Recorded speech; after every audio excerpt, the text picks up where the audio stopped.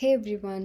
So today നമ്മൾ നോക്കാൻ പോകുന്നത് കോഗ്നിറ്റീവ് സൈക്കോളജിയിൽ block 1 unit 4 models of information processing ആണ്. അതിൽ നമ്മൾ നോക്കാൻ പോകുന്നത് is Waugh and Norman's model of primary and secondary memory. Okay, will go straight into the topic. So ഇതെന്ന് പറയുന്നത് ഫസ്റ്റ് മോഡേൺ ബിഹേവിയറൽ മോഡലാണ്. ആൻഡ് ഇതിനകത്താണ് ഈ കോൺസെപ്റ്റ് ഓഫ് പ്രൈമറി മെമ്മറി എന്ന് പറയുന്നത് കൊണ്ടുവന്നേക്കുന്നത്. And this was developed by ഈ model കണ്ടുപിടിച്ചത് ആരാണ്?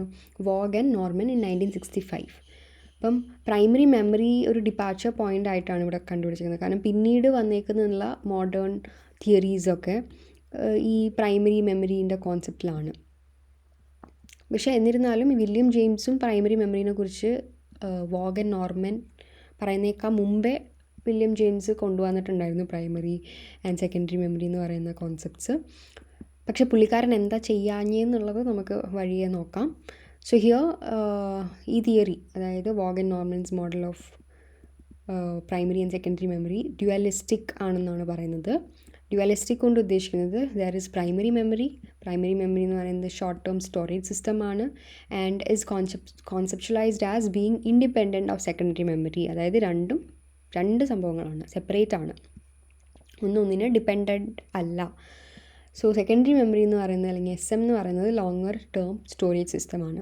അപ്പോൾ വോഗും നോർമനും വില്യം ജെയിംസിൻ്റെ ഈ പ്രൈമറി ആൻഡ് സെക്കൻഡറി മെമ്മറി എന്ന് പറയുന്ന കോൺസെപ്റ്റിൽ നിന്നും ഐഡിയാസ് എടുത്തായിരുന്നു, ഇൻസ്പയർ ആയിട്ടുണ്ടായിരുന്നു. And illustrated their theory by means of the model shown in figure below. അപ്പോൾ ഈ ഒരു ഫിഗർ വെച്ചിട്ടാണ് ഇവർ ഇല്ലസ്ട്രേറ്റ് ചെയ്തത്, ഇവർ എക്സ്പ്ലെയിൻ ചെയ്തത്. അപ്പോൾ ഇതിനകത്ത് ഒരു ഇമ്പോർട്ടൻറ്റ് ഒരു സംഭവമാണ് boxes in the head. So നമ്മൾ സംസാരിക്കുന്നത് ഇതിനെ കുറിച്ചാണ്, മെമ്മറിനെ കുറിച്ചാണ്. മെമ്മറി കംസ് എവിടെയാണ്? ഇറ്റ് ഈസ് ഇൻ ദ ഹെഡിലാണ് ഈ സംഭവങ്ങളൊക്കെ നടക്കുന്നത്. അപ്പം അല്ലെങ്കിൽ കോഗ്നിറ്റീവ് ആയിട്ടുള്ള സംഭവങ്ങളൊക്കെ നടക്കുന്നത് ഹെഡിലാണ്. അപ്പോൾ നമ്മുടെ അതായിട്ട് റിലേറ്റ് ചെയ്തിട്ട് ഇപ്പോൾ ഈ ഫിഗറിനകത്ത് നമുക്ക് നോക്കിയാൽ കാണാം കുറേ ബോക്സസും കാണാം. അപ്പോൾ അതുകൊണ്ടാണ് ഈ ബോക്സസ് ഇൻ ദ ഹെഡ് എന്ന് പറയുന്നൊരു മെറ്റഫർ ഇവിടെ പറഞ്ഞിട്ടുണ്ട്.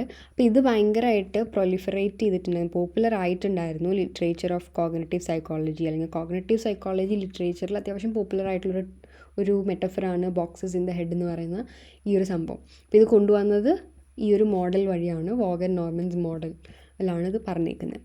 Now moving on to next para. വോഗും നോർമനും ചെയ്തൊരു കാര്യം ഞാൻ നേരത്തെ പറഞ്ഞിരുന്നു, ജെയിംസ് ചെയ്യാത്തൊരു കാര്യമായിരുന്നു പ്രൈമറി മെമ്മറീനെ ക്വാണ്ടിഫൈ ചെയ്യാന്നുള്ളത്, അല്ലെങ്കിൽ പ്രൈമറി മെമ്മറീൻ്റെ പ്രോപ്പർട്ടീസ് ക്വാണ്ടിഫൈ ചെയ്തു. എന്ന് വെച്ചാൽ എന്താ, ജെയിംസ് ചെയ്തതെന്ന് ഇത്രയ്ക്കുള്ളൂ.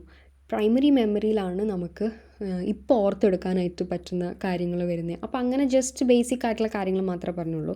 പക്ഷേ ഇവർ പ്രൈമറി മെമ്മറിയിലെ പ്രോപ്പർട്ടീസ് പറഞ്ഞു. അപ്പോൾ ഇതിനകത്ത് പറഞ്ഞത് എന്താ, വെരി ലിമിറ്റഡ് കപ്പാസിറ്റിയാണ് നമ്മുടെ പ്രൈമറി മെമ്മറിക്കുള്ളൂ എന്നുള്ളത് ഇവർ പറഞ്ഞിരുന്നു.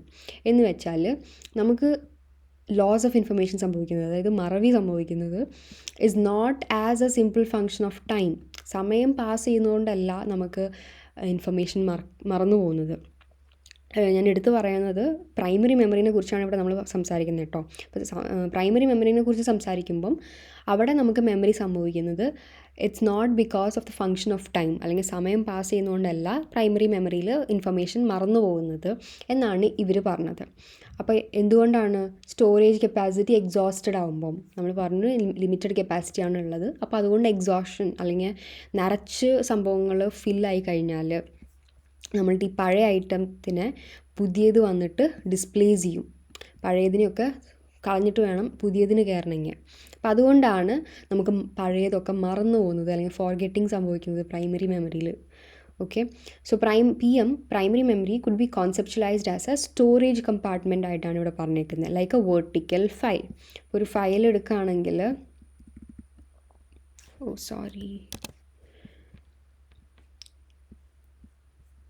ഇപ്പോൾ ഒരു വെർട്ടിക്കൽ ഫയൽ എടുക്കുകയാണെങ്കിൽ ഇതിനകത്ത് ഇങ്ങനെ സ്ലോട്ട്സ് ഉണ്ടാവുമല്ലോ.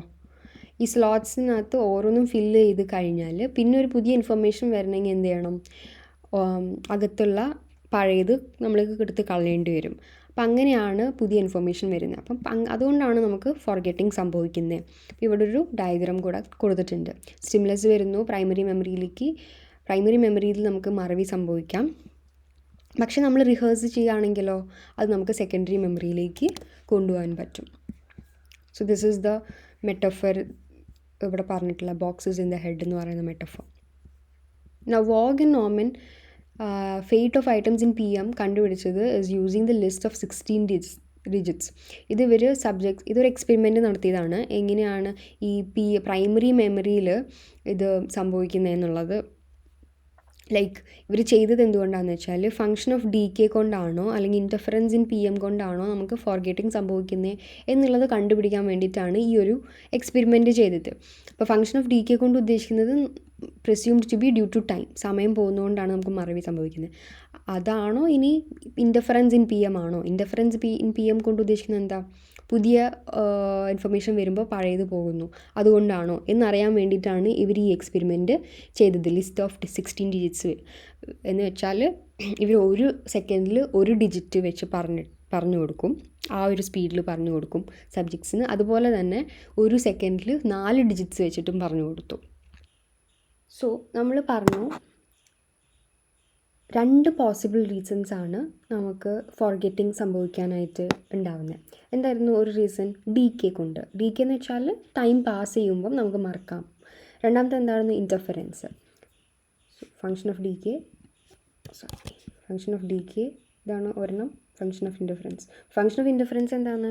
നമുക്ക് പുതിയ ഇൻഫർമേഷൻ വരുമ്പം പഴയതിന് അത് പുഷ് ഔട്ട് ചെയ്യും. അപ്പോൾ ഇത് രണ്ടുമാണ് പറഞ്ഞിരുന്നത് വോഗും നോർമനും.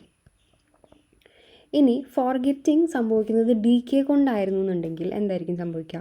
നമ്മൾ ഡിജിറ്റ്സ് സ്ലോ ആയിട്ട് വായിച്ചു കൊടുക്കുന്നു, അതായത് 1 ഡിജിറ്റ് പെർ സെക്കൻഡ് വെച്ച് വായിച്ചു കൊടുക്കുന്നു. അപ്പോൾ സമയം കൂടുതൽ എടുക്കും തോറും കുറേ ഫോർഗെറ്റ് ചെയ്തുകൊണ്ടിരിക്കും, കൂടുതൽ ഫോർഗെറ്റിംഗ് സംഭവിക്കും. അതുപോലെ 4 ഡിജിറ്റ്സ് പെർ സെക്കൻഡ് വെച്ച് വായിക്കുമ്പം കുറച്ച് സമയമാണ് എടുക്കുന്നത് അല്ലേ, കുറച്ച് സമയമാണ് പാസ്സാവുന്നുള്ളൂ, കുറച്ച് മറവിയായിരിക്കും സംഭവിക്കുള്ളൂ. ഇതാണ് ഫങ്ഷൻ ഓഫ് ഡി കെ കൊണ്ട് നമ്മൾ എക്സ്പ്ലെയിൻ ചെയ്യുകയാണെങ്കിൽ ഇങ്ങനെയാണ് സംഭവിക്കേണ്ടത് ശരിക്കും. അപ്പം സ്ലോവർ ആയിട്ടാണ് ചെയ്യുന്നതെന്നുണ്ടെങ്കിൽ വേഴ്സ് മെമ്മറി ആയിരിക്കണം. നമ്മൾ സ്ലോ ആയിട്ടാണ് പറഞ്ഞു കൊടുക്കുന്നതെന്നുണ്ടെങ്കിൽ അവർക്ക് മെമ്മറി വളരെ കുറവായിരിക്കണം, അവർക്ക് ഓർത്തെടുക്കാൻ ഭയങ്കര ബുദ്ധിമുട്ടായിരിക്കും. എന്നാൽ ഫാസ്റ്റായിട്ട് നമ്മൾ പറഞ്ഞു കൊടുക്കുന്നുണ്ടെങ്കിൽ ബെറ്റർ മെമ്മറി ഉണ്ടായിരിക്കണം. ഇതാണ് ഫങ്ഷൻ ഓഫ് ഡി കെ ഉദ്ദേശിക്കുന്നത്. അതായത് സമയം കൂടുതൽ എടുക്കുകയാണെങ്കിൽ മെമ്മറി കുറയും.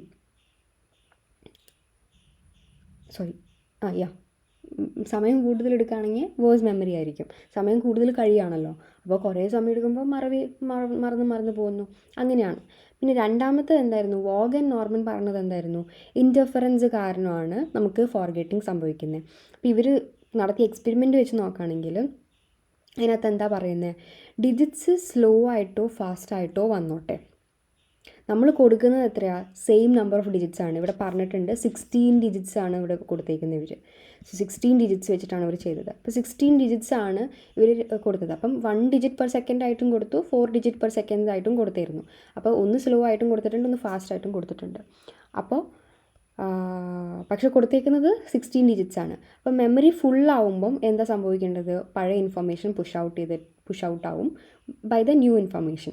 പുതിയ ഇൻഫർമേഷൻ വരുമ്പോൾ പഴയത് പോകുന്നു. അപ്പം അങ്ങനെ വരുമ്പം മെമ്മറിയിൽ ഡിഫറൻസ് ഉണ്ടാവില്ല ബിറ്റ്വീൻ ഫാസ്റ്റ് ആയിക്കോട്ടെ സ്ലോ ആയിക്കോട്ടെ. സ്ലോ ആയിട്ടാണ് നമ്പേഴ്സ് വരുന്നതെന്നുണ്ടെങ്കിലും ഫാസ്റ്റ് ആയിട്ടാണ് നമ്പേഴ്സ് വരുന്നതെന്നുണ്ടെങ്കിലും മെമ്മറിക്കകത്ത് ഡിഫറൻസ് ഉണ്ടാവില്ല എന്നാണ് ഇൻ്റർഫറൻസിൽ പറയുന്നത്. അപ്പോൾ speed doesn't matter. If interference true ആണെന്നുണ്ടെങ്കിൽ സ്പീഡിലൊരു കാര്യമില്ല. പിന്നെ പറഞ്ഞിട്ടുള്ളൊരു കാര്യം ഈ ഒരു സെൻറ്റൻസിലാണ് പറയുന്നത്, ഇറ്റ് മൈറ്റ് ബി ആർഗ്യൂഡ്. അതായത് കുറച്ച് പേര് പറഞ്ഞു നമ്മൾ ഡിജിറ്റ്സ് സ്ലോ ആയിട്ട് വായിക്കുമ്പം പീപ്പിൾ ചിലപ്പം ഈ 2 നമ്പേഴ്സിൻ്റെ ഇടയിൽ ഒരു ഗ്യാപ്പ് വരുമല്ലോ സ്ലോ ആയിട്ട് നമ്മൾ റീഡ് ഔട്ട് ചെയ്യുമ്പം. അപ്പം അതിൻ്റെ ഇടയിൽ ഒരു ഗ്യാപ്പ് വരുമ്പം പീപ്പിൾ എക്സ്ട്രാ ഇൻഫർമേഷൻ എടുക്കും എന്നാണ് പറയുന്നത്. ലൈക്ക് ചിലപ്പോൾ റാൻഡം തോട്ട്സ് വരുന്നതായിരിക്കാം, റാൻഡം സൗണ്ട്സ് കേൾക്കുന്നതായിരിക്കും. അപ്പോൾ അങ്ങനത്തെ എക്സ്ട്രാ ഇൻഫർമേഷൻ വരുമ്പം അത് എക്സ്ട്രാ ഇൻ്റർഫറൻസ് കോസ് ചെയ്യും. ചിലപ്പോൾ ആക്ച്വൽ ഡിജിറ്റ്സ് ഉണ്ടാവില്ല കുറേ, പക്ഷേ ഇൻ്റർഫറൻസ് വേറെ വന്നതുകൊണ്ട് എന്ത് സംഭവിക്കും? അല്ലെങ്കിൽ മോർ ഡിസ്ട്രാക്ഷൻസ് വരുന്നതുകൊണ്ട് മോർ ഫോർഗെറ്റിംഗ്. അപ്പോൾ അതുകൊണ്ടായിരിക്കും ഫോർഗെറ്റിംഗ് സംഭവിക്കണമെന്ന് ചിലർ ആർഗ്യൂ ചെയ്തു. സ്ലോ ആയിട്ട് വായിക്കുമ്പോൾ ഒത്തിരി ഡിസ്ട്രാക്ഷൻസ് അവർക്ക് വരുന്നു, അങ്ങനെ ഒത്തിരി ഡിസ്ട്രാക്ഷൻസ് വരുമ്പോൾ ഒത്തിരി ഫോർഗെറ്റിംഗ് സംഭവിക്കുന്നു. അല്ലാണ്ട് ടൈം പാസ് ചെയ്യണോണ്ടോ അല്ലെങ്കിൽ ഡിജിറ്റ്സിൽ നിന്ന് ഉണ്ടാവുന്ന ഇൻ്റർഫറൻസ് കൊണ്ടോ അല്ല അവർക്ക് ഫോർഗെറ്റിംഗ് സംഭവിക്കുന്നതെന്ന് പറഞ്ഞു. പക്ഷേ എന്തുകൊണ്ടാണ് സംഭവിക്കുന്നത് forgetting? It's because of extra information entering memory. Extra information in the sense അവരുടെ random thoughts or random sounds ഒക്കെ. അപ്പം നോർമൻ ഇത് ടെസ്റ്റ് ചെയ്യാൻ വേണ്ടിയിട്ട് എന്ത് ചെയ്തു ഇവിടെ പറഞ്ഞിട്ടുണ്ട്, ലേറ്റർ എക്സ്പെരിമെൻറ്റേഷൻ നടത്തിയിട്ടുണ്ടായിരുന്നു. അപ്പം ഒത്തിരി സ്പീഡ്സ് ട്രൈ ഔട്ട് ചെയ്തു, like 1 to 10 digits per second വെച്ചിട്ട് ട്രൈ ഔട്ട് ചെയ്തു. അപ്പം ഇങ്ങനെ ചെയ്യുമ്പോൾ ഉള്ള ഗുണം എന്താ, ഇവിടെ ഗ്യാപ്പുകൾ വരുന്നില്ല, അവർക്ക് ഡിസ്ട്രാക്റ്റഡ് ആവാനായിട്ടുള്ള ഗ്യാപ്പുകൾ വരുന്നില്ല. അപ്പോൾ എന്നിട്ട് അവർ എങ്ങനെയാണ് റിമെമ്പർ ചെയ്യണമെന്നുള്ളതൊക്കെ എന്നുള്ളതൊക്കെ മെഷർ ചെയ്തു. അപ്പോൾ റിസൾട്ടിനകത്ത് മനസ്സിലാക്കിയൊരു കാര്യം, സെയിം റേറ്റിൽ തന്നെയാണ് ആൾക്കാർക്ക് ഫോർഗെറ്റിംഗ് സംഭവിക്കുന്നത്. ഫാസ്റ്റ് സ്പീഡ്സിലും സെയിം, ഇപ്പോൾ ഫാസ്റ്റ് സ്പീഡ്സിലും ഇവിടെ ചെയ്തല്ലോ 10 digits ഒക്കെ വെച്ച് നോക്കിയല്ലോ, അപ്പോഴും സെയിം റേറ്റിലാണ് ഫോർഗെറ്റിംഗ് സംഭവിക്കുന്നത്. ബിഗ് ഡിഫറൻസ് കാണുന്നില്ല മെമ്മറി പെർഫോമൻസിൽ.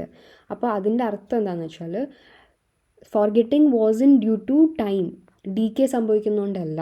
രണ്ടാമത്തത് forgetting wasn't because of extra information entering at slow speeds. Extra information നമ്മുടെ മനസ്സിലേക്ക് കയറുന്നതുകൊണ്ടല്ല ഫോർഗെറ്റിംഗ് സംഭവിക്കുന്നത്. എക്സ്ട്രാ ഇൻഫർമേഷൻ ഇവിടെ ഉദ്ദേശിക്കുന്നത് നേരത്തെ ആർഗ്യുമെൻറ്റ് വന്നല്ലോ, തോട്ട്സും സൗണ്ട്സും വരുന്നുണ്ടെന്ന്, അതല്ല. പക്ഷേ forgetting was mostly due to interference. അതായത് ബ്രെയിൻ നിറഞ്ഞു, പുതിയ ഡിജിറ്റ്സ് വന്നു, അപ്പോൾ പഴയതിനെ പുഷ് ഔട്ട് ചെയ്തു. അതുകൊണ്ട് മാത്രമാണ് നമുക്ക് ഫോർഗെറ്റിംഗ് സംഭവിക്കുന്നതെന്നുള്ളത് കൺഫേം ചെയ്തു Norman. So Waugh and Norman's original theory is supported. Interference ആണ് main reason we forget, greater factor, not time or extra distractions. അപ്പോൾ വോഗും നോർമൻസിൻ്റെയും സിസ്റ്റം എടുത്ത് നോക്കിയാൽ ഇറ്റ് മേക്സ് ഗുഡ് സെൻസ്. എന്തുകൊണ്ടാണെന്ന് വെച്ചാൽ പ്രൈമറി മെമ്മറിയാണ് നമ്മുടെ വേർബൽ ഇൻഫർമേഷൻ ഹോൾഡ് ചെയ്യുന്നത് and is available for verbatim recall. Verbatim recall നമുക്കറിയാം, നമ്മൾ പറഞ്ഞ് അതേ എക്സാക്റ്റ് വേർഡ്സിൽ നമുക്ക് റീകോൾ ചെയ്യാൻ പറ്റുന്നത്. ഒരാൾ എന്താണോ പറയുന്നത് അത് അതുപോലെ തന്നെ മനസ്സിലാക്കുന്നത്.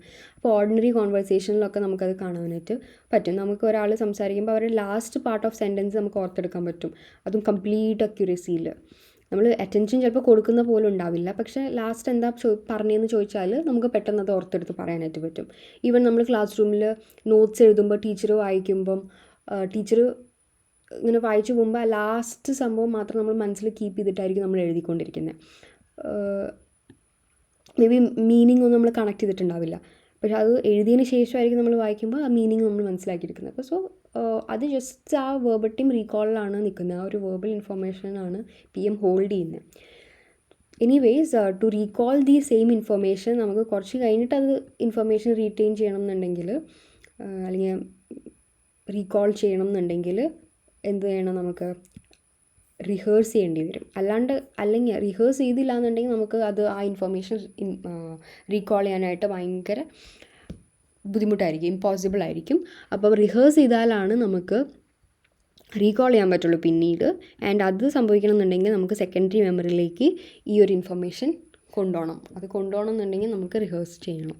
സോ ദാറ്റ് ഈസ് ബേസിക്കലി നമ്മുടെ vogue and Norman's model of primary and secondary memory.